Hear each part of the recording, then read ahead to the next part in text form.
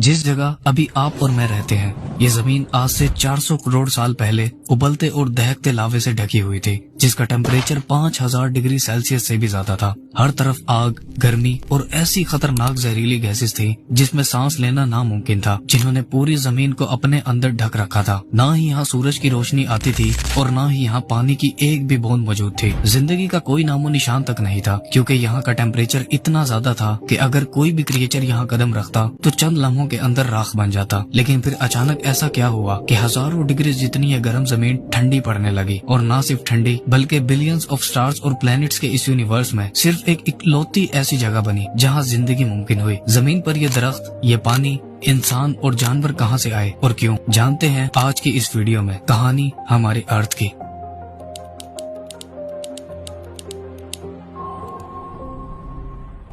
आज से करीब 6.5 बिलियन साल पहले हमारी स्पेस में एक डस्ट और गैसेस से बने क्लाउड और एक स्टार के अलावा और कुछ भी नहीं था। पूरी स्पेस एकदम खाली और खामोश थी। साइंटिस्ट ने इस गैसेस के क्लाउड को सोलर नेबुला का नाम दिया है। ये क्लाउड मेनली हाइड्रोजन और हीलियम गैसेस से बना हुआ था, जो यूनिवर्स में सबसे ज्यादा पाए जाने वाले एलिमेंट्स में से हैं। इसी क्लाउड में और भी कुछ एलिमेंट्स मौजूद थे, जैसे ऑक्सीजन, कार्बन, नाइट्रोजन और सिलिकॉन, जिनसे हमारे सोलर सिस्टम के ज्यादातर प्लैनेट्स बने हैं। ये बादल करोड़ों सालों तक ऐसे ही स्पेस की खामोशी में 100 लाइट ईयर्स तक फैला हुआ था। यानी लाइट को इसके स्टार्टिंग पॉइंट से एंडिंग पॉइंट तक पहुंचने में पूरे 100 साल लग जाते। लेकिन एक दिन इसके पास मौजूद उस स्टार में, जिसका हमने अभी जिक्र किया, एक बहुत बड़ा धमाका हुआ, जिसे साइंटिस्ट सुपरनोवा एक्सप्लोजन कहते हैं। ये धमाका इतना ज्यादा भयानक और इंटेंस था कि इसके फटने से उस क्लाउड के अंदर की सारी गैसेस, डस्ट और सारे एलिमेंट्स बड़ी ही तेजी से कंप्रेस होने लगे, जिसके नतीजे में ये अपने सेंटर की तरफ कोलैप्स होने लगा। इस कंप्रेशन के दौरान ये क्लाउड बड़ी ही तेजी से घूमने लगा। जैसे जैसे ये कंप्रेस होता गया, वैसे वैसे ये एक रोटेटिंग डिस्क में बदलता गया। इस प्रोसेस को सोलर नेबुला हाइपोथेसिस कहते हैं। इस रोटेटिंग डिस्क के सेंटर में एक न्यूक्लियर फिजन रिएक्शन होने लगा, जिसका टेम्परेचर 15 मिलियन डिग्री